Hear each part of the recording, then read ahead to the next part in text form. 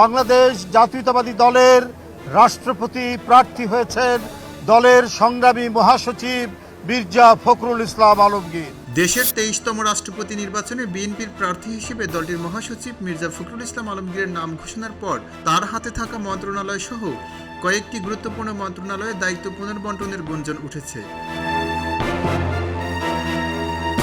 সংশ্লিষ্ট সূত্রে জানা গেছে, রাষ্ট্রপতি নির্বাচনে বিএনপির প্রার্থী হিসেবে মির্জা ফখরুল ইসলাম আলমগীরের নাম ঘোষণার পর তিনি বর্তমান মন্ত্রিসভার দায়িত্ব থেকে সরে দাঁড়ানোর সিদ্ধান্ত নেন।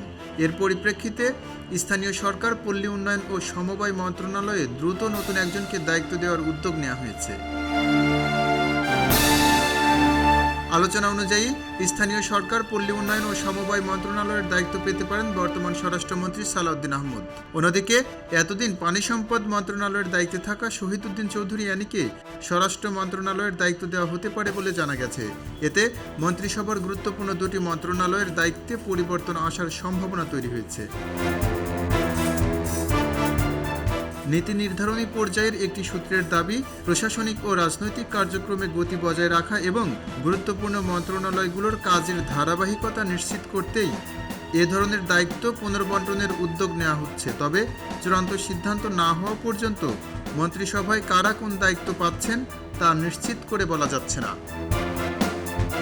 এম রহমান, খবরের কাগজ, ডেস্ক।